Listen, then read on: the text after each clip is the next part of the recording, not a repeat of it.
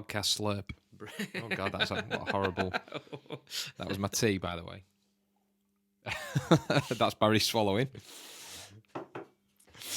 Sorry, that's Barry spitting. Come on. Fucking hellfire. Come on, I've not even Baz. said out yet. This is disgusting. Sorry, I'm in one of them moods. And I don't care mood. Yeah, pretty much. Yeah, that's it. Dear, yeah, so Massive Wagons podcast. Here we are, episode 42. Episode 42. Same age as you, eh? 42, yeah. Amazing. I know. Yeah, we have made it this far without being thrown off the air. Like Russell Brand, eh? Not Russell Brand. Oh God, Russell. Well, we won't talk. We won't it tackle Russell them Brand? subjects. That's his name, isn't it? Yeah, Russell Brand. He's been chucked Not off. Russell Grant, Russell Grant. He was The, the little fucking the astrology guy, wasn't he? Yeah, astrology guy. That's right. Russell Grant. Christ, there's a throwback to What the was 80s. What did he do? Like, was he? He like, was on TV. I remember when I was a kid. He was on. He was like a latter day Mystic Meg. But Right. it was much more of a thing back in the day. Was it like GMTV? Was Yeah, it, or and all that TVAM kind of stuff? for all the Yeah. older people. He was on there Right. and he'd go, let's go over to Russell and check the stuff. Ooh. But he's going to talk a bunch of absolute nonsense Yeah. for 2 minutes. Virgo is entering Sagittarius. Oh, right, And all okay. that kind of stuff. Yeah, or the other way around. I don't know. It sounds painful. Lucky Virgo. I don't know I don't see anything of him anymore. I think he probably has like a horoscope in the newspaper or something. Is he not dead? Russell Grant? Yeah. No, I don't think so. I'd thought have it heard was. about it. I don't know why. I say I'd have heard I've about it. heard about it. That'd be front page news, wouldn't it? In the Mills household, it would have been, yeah. Didn't see that coming, did you, Russell? Eh? No. No, anyway, nicely segued off Russell Brand there. Well done. Yeah, no, yeah, See not what we bad did that, yeah. He's been chucked off YouTube, I think. Anyway, we won't go into that. Anyway, that's Ooh, it's been a very naughty boy. very naughty boy. Oh dear. Anyway, yeah, we're going Anyway. to talk about less serious things. Well, less serious things. Well, less serious to some people, but Yeah. very important to us, I think. Yeah, we're going to talk about just guitars, really. You know, we don't really spend much time talking about the Tools of the trade. tools of the trade. Yeah.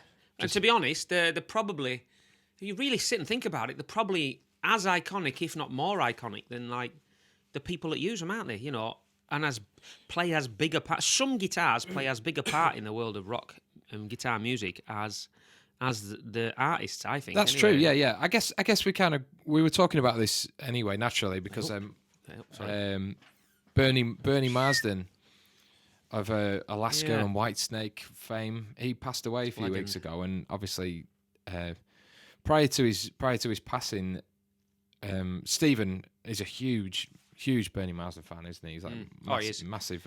Yeah, live on stage. If you didn't know, he plays the Bernie signature head, doesn't he? That white snakeskin He does, yeah. Marshall head. Yeah, he plays like a. bloody thing. It's like a. Oh God, it's not a JMP. No, it's Plexi.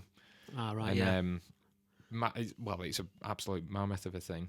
But so he's a huge fan, and he let us know a few months ago that Bernie was selling his guitar collection, including the Beast, which was his iconic Les Paul. You know what? I really 50. Is it 58? I think. Is it a 58? I think it's a 58. 59. Is it 58 or 59? He wanted £1 million for it, didn't he? I think it's fair enough, to be honest. Bloody hell. In Would I be able to play it if I bought it for $1 million? Does that mean would I be able to make it sound good? It wouldn't sound good if I played it. In honestly. this day and age, I don't think £1 million is a lot. Obviously, it's a lot of money. All right, money bags. No, but you know what? For something like that, it's truly one of a kind. You know, it's not like a fancy car where they've made a bunch of them or anything like that. You know, even if it was a one-off car or a run of 2 or 3 Ferraris or something, it's still it's the heritage with that instrument and its individuality is exactly staggering. There is nothing like it. It's a true one-off, isn't it? Yeah, and it's been photographed in so many situations. It's not been locked in a cupboard, for all this time. It's like it's been out there around the world, God knows how many times. Yeah. How many stages, written these songs on it, And they're interesting. Sorry to interrupt you. I find that interesting. Like when Bernie died, I sort of was going on YouTube looking looking at videos of Bernie playing and like try to find what the fuss was with the Beast and find videos of him playing it. And I found a video, I think, when he's talking about when he got it and how he got it and who played it and who played what song in it at what backstage show. Yeah. And that just because of that guitar, you get in this half an hour of story after story after story. I'm like, this is dead interesting, So Gary Moore turned up and he was like, what's this fucking thing? And he played this on it. And then Rory Gallagher picked it up at another show with him once and played something else on it. And it's like, wow, they all been in each other's hands, haven't they? Well, yeah. Oh, yeah. Well, he used to live with Gary Moore, didn't he? I remember we met. This isn't an episode about Bernie Marsden, but while we're on the subject, he's earned one. He's earned one because he's a bloody he was a legend, and he was the loveliest man you'll ever meet. Oh, he was. He turned up at a show, where we played with Lynyrd Skynyrd a few years ago. That little southern band, and we're at the NEC in Birmingham, and he was just kicking around backstage, wasn't he, Bernie? Funny little story, right? After our set, he didn't come to see us, by the way. He came to watch Lynyrd Skynyrd because he's a friend of Ricky Medlock. Yeah. And he turned up. I think he turned up with the notion that they were going to maybe ask him on stage to play a song. Because he was like, because after our set, I came out and I was stood side of stage watching Skynyrd, and Bernie's there. And I went over to him and introduced myself, and he's like, and all this, and we stood with each other watching Skynyrd, which was amazing. And then there's three chairs at the side of the stage for the honkettes. Oh, the backing singers. The backing singers of the Skynyrd, right? And there's three seats there, and Bernie sits on one, and the stage manager of Skynyrd came down and absolutely tore a strip off Bernie for sitting on them seats. Give him an absolute bollocking. And in true British fashion, Bernie just stood up and he come over to me laughing his head off. He went, bloody hell, he's angry, isn't he? That's fucking gone up his nose. Yeah. I was only sitting down. That's what I mean. Totally laughed it off. I was like, funny, man. It's funny watching this. I was like, this guy clearly doesn't know who Bernie Marsden is. No. Just didn't care. Just give him a bollocking. Yeah. Just laughed American road crew are generally pretty... overzealous with that sort of thing. Anyway. So funny, but and it leads us to say he stood there all night. They didn't ask him on stage, but which was equally as funny. Didn't want to be showing up, did they? Fucking didn't. No. But he I was talking to him before or after the gig or whatever. But he was, he was in the dressing room at one point, and he did come out. He was just talking to him. No bigger than this room, was it? No, it wasn't. This was a broom cupboard in a bloody arena as well. We're a broom cupboard band. Yeah. And he's talking to us, and he's telling this story about Gary Moore because he lived with him apparently in London back in the 70s, and it was a time when he was doing stuff with, I think, UFO. So he's talking about Phil Morg this and Pete Way that, and Gary Moore at the time's playing with Thin Lizzy. Because we're interested, we're listening, and he's just sparking him on it. He's going, boo, boo, boo. And he's just talking about this, and it's like, holy shit, I had this moment like. Remember every moment of this. You're not hearing a story off your dad, are you? Yeah, You're hearing it from the horse's mouth. The guy who was there. This is like, wow. And that was truly like, and he's like once he got going, he obviously loved talking about it, but he had a way with telling stories and words, and it was just a really great voice. And then he does have a great voice. Then he's going on about Bonamassa, isn't he? And just come back for calling him Joe and Gary and exactly. I've just been over with Joe in America for the last few months and this, that, and the other. Recorded an album, some stuff with him, and fucking hell, right? Yeah, well, those that know, Bernie Marsden might not be up there, with the kind of, in terms of like common legendary players, sort of celebrity. Your Eddie Van Halens, your Richie Blackmores, the sort of real kind of massive personalities. But the people who are genuinely kind of like, well, currently I reckon the best in the world at it, like your Joe Bonamassas, Richie Kotzen and all that kind of stuff, they know, he's like their favourite. He's a player's player, isn't he? He's a player's player, isn't he, Bernie Marsden? You probably asked a lot of those big names, and they'd probably tell you Bernie Marsden was a man. Well, look at Kirk Hammett buying Greenie. Exactly. That's a prime example, isn't it? Kirk Hammett, one of the biggest guitar players in the world. And he, well, fair play to him, he plays that. What's that? That guitar's called Greenie, isn't it? They call it Greenie, don't they? That's a name. He bought. What you mean? He bought the Les Paul. Yeah, the Les Paul. Matey Boy's Les Paul, didn't he? And they called the guitar Greenie. I think. Yeah, the Greenie. That's right. Yeah. Yeah, it was Peter Green. Peter Green via Gary Moore, and then when Gary Moore passed, I think his family sold it. So bloody hell, But back to the subject. Sorry, guitars. There's something in the wood. Do you know what I mean? I maybe it's a bit hippie kind of way of thinking about it, but it's kind of like that history is so unique to this piece of and it's almost like they can't tell you, they can't speak, but it's there, isn't it? And it's the wonder. It's like you pick up a guitar and you think, where's this thing been? Especially like a guitar from like the 60s or 70s, because it's been around that long. And its sole purpose is to entertain people and be played. It makes me think, where's this guitar been? Who's played it? Yeah. What's been played on it? All these dings and bashes and stuff. It's like they've got a story to tell, but a lot of them can't tell the story, can they? And it's great when you read about a guitar that's got a history that's been documented. It's like, where they've been and who's played them is amazing. What's your if you could own? What's your favourite? What's your favourite guitar then? Your favourite guitar, kind of. Celebrity guitar. You know what I mean? I know what you mean, big artist guitar. What's your favourite? If you would hold one at the top by any of your favourite artists, I've got an idea. It'll be one of a couple probably. Yeah, you know what? I'm weirdly for a guitar player I'm not obsessed over that. Obviously I'm interested, but Stephen could tell you every single detail about all of his sort of idols' guitars and all that. I was much more about the kind of the techniques and the play, like the way the sort of the way they play. But yeah, I know I'm not going to surprise anyone or you anyway. But yeah, probably Alex Lifeson's 335. Yeah, I never thought that. The big semi-hollow white one. Yeah, of course, right. Yeah. That he had through the 70s. Well, he's always had it, but that's kind of the iconic period of that guitar.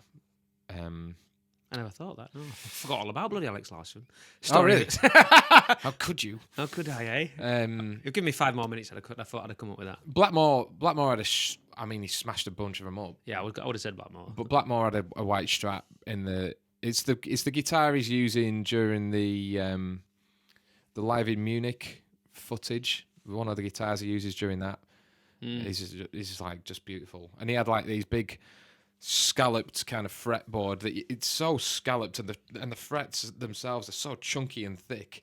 You look at the guitar and it looks visibly kind of different, right? Because of these like modifications that he'd have made. That's when they chop that's when the scallop the frets are like that, isn't it? So you can sort of push harder on the strings, and you've got a bit more distance to travel before your fingers sort of hitting the wood, right? And it's kind of like it changes the way it feels. It's almost like your fingers never really touch the fret itself, and you have to be very light and quick. Yeah. But it's kind of more musical, really. That's Blackmore, wasn't it? All that sort of. Oh yeah. Whatever the fuck he used to do. I don't know. I didn't know whether he was actually doing anything or he was just waving his hands around. A lot of it's bollocks, like all that. But he's an unhinged genius. I love him. He's like Blackmore's. Well, I'll talk about Richie Blackmore all day. All that, but, the pursed lips. He always does this thing where he sort of like lifts the guitar up for a second, as if to sort of like, just give my shoulders a break for Well, before we go at it, a microsecond. I love Richie Blackmore. He's a fucking legend. He's a one-off, isn't he? Absolute rock star personified, isn't he? Completely, yeah. Other guitars, Michael Schenker, obviously, back in the day, Flying V's massive influence. But no, I can't really. What about? Well, yeah, I would. The other one I would have thought was probably Luke Morley's White Les Paul. Oh yeah, that too. Yeah. You know what? I was quite an iconic guitar, isn't it?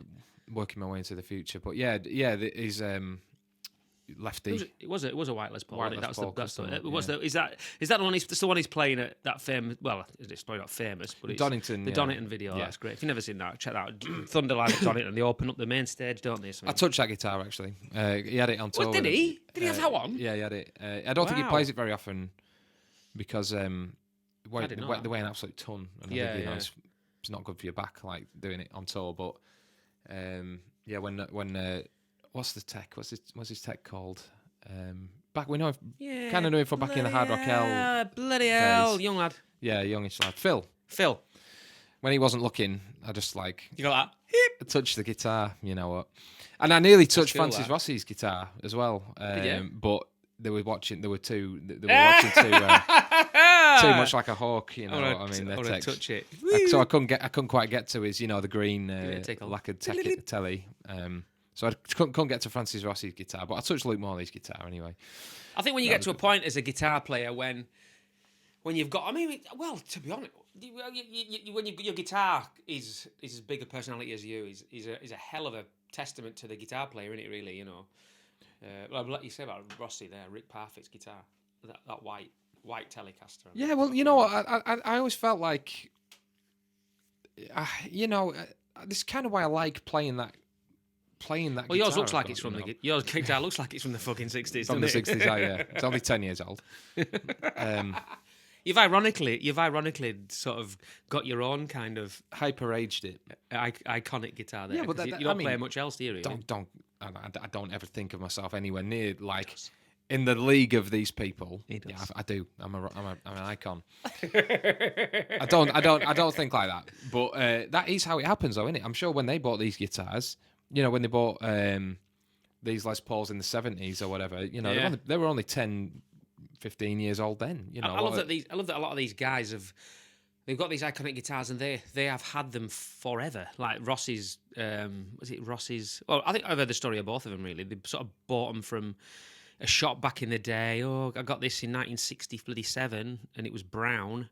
Then I painted it white and I tried to make it look more modern. Then I didn't like it and then I painted it green. I think that was Rossi's or something like that. It's like brilliant and so it's so cool that they've kept them. Do you know what I mean? Yeah. Kept them for so long. Yeah.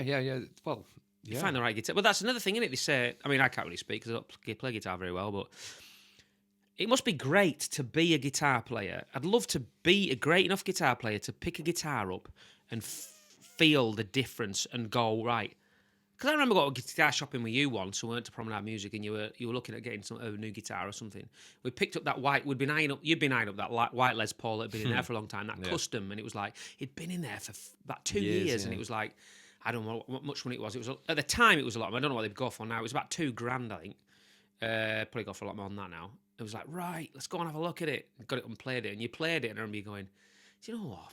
Not really feeling it. Don't really like. And I was like devastated. I thought, no, we've been eyeing the keep coming in here. Look, it was like flipping Wayne's World with that white Strat. It was, yeah. And then you ended up getting Stairway. that. You got that other Les Paul, the brown one. I think in the end, that was awful. Which turned out to be. You just know. I mean, to be honest, I probably didn't know what was on about back then. Well, I don't know. I don't know if you didn't fit, if it didn't just quite feel right. Your first impressions. They're totally different. Les Pauls, especially the customs, are like they're just such a lump of wood. Yeah. They're like unrelenting. This weight, and it. That's you either get on with it or you don't. I get on with that much more now. Yeah. I attack the guitar a lot more than I used to, and I think you kind of have to be. You can't be a sort of delicate, you know, feel like you're Clapton fucking type. Wrestling it. Exactly, getting the best out you've got to be, and players like Gary Moore, like Bernie Marsden, he was big, big sausage fingers, yeah. He wasn't messing around, Well, you look at Randy Rhoads. He's a prime example. Exactly. He's a tiny guy, and he played a big old white Les Paul. But whenever you see him, he's like. I love watching him play. He's like sweating and grimacing. And it's like his whole body is playing the guitar. Exactly. It's like Malcolm Young, isn't it? It's not this business, is it? It's like giving it the works. I love it. I absolutely love watching guitar players who look like they mean it. Oh yeah. That's what does it for me. And you know what? They might not be the best players, but they're the ones that for me are entertaining to watch. I'll take that any day of the week. Gary Moore was king of the face pullers, wasn't he? Oh yeah. Well. Bloody hell. Yeah. He's fucking hell, Gary Moore. Yeah, what a legend. But it's always surprising how many people like in the blues world slate him, don't get it, Wow. And to me, it's like that's as good as the blues gets, really, and I'm probably gonna get crucified for suggesting that. But give me that any day of the week over Clapton, which I can appreciate, but it just doesn't excite me. It's not exciting. It's not exciting, is it? No, I know what you mean. I was never overly struck with Jimi Hendrix, to be honest. No. Oh my goodness. I'm not really a Jimi Hendrix fan. More of I know the two can't be compared, and I know Stevie Ray Vaughan was a big fan of Jimi Hendrix, only, but give me Stevie Ray Vaughan over most of them as well. I'd It's agree. the same reason you watch him, and it's like blood, sweat, and tears, isn't it? You know, it's unbelievable. I mean, I think Hendrix, you know, he was doing this in a time when. Oh yeah, I get that. It was very much at the time. Totally get that. Yeah. But Doesn't yeah, always I'd agree when you're listening to that. I remember that, like listening to that as a teenager, and you're sort of setting your standards by what you already know. Yeah. And then you listen to Hendrix, and it's like it's a bit quieter. It's very loose, and sort of the drums aren't booming, and then you just got to be ready to get it. Do you know what I mean? And back in the day, I kind of do now. I kind of get Hendrix now, but yeah, in all honesty, I didn't get it. I didn't get it back then. No, I didn't really float my boat, to be honest. Whereas you hear Stevie Ray Vaughan the first time, and it's like ripping, and it's like, oh my god, that's amazing, you know. Yeah, it doesn't matter what age you go to somebody like Stevie Ray Vaughan. It's like, wowee. Yeah, he is incredible. Yeah, playing in some of them outfits he plays in as well. Hats that big are hats like this. It just there's a video of him as he comes on stage with smoking a pipe, doesn't he? Oh, but it's like a big huge white pipe, and he's got like a fox over his shoulders, like a dead fox thing, and they're like claret pants tucked into some like boots, and they like stick out like that, and he just looks absolutely fucking ridiculous. Yeah. And then he's like shredding. You play and sing like that though, it doesn't matter. Oh, is it Scuttlebutt? Is it Scuttlebutting? Yeah. Oh my god, what a song! Is that that really fast one he plays, isn't it? My god, what a fucking tune that is. Is it this one? Oh, here we go. Might as well feature a guitar in the in the video. It's a nice guitar. It is a nice guitar. Thanks, Ben. Need a pick. Need a pick. Oh no, we got one. Hang on a minute. Oh, is we it got this one.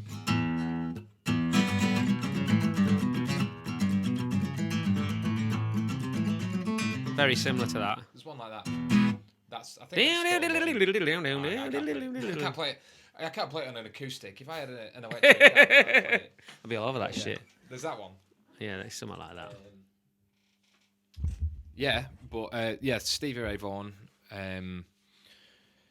was one of them, and Eddie Van Halen. I know we mentioned him, but the way he approached guitar and built his own guitars, that's like some mad scientist, He was a massive innovator, wasn't he? I love that. I love that he's he built his own guitar. They're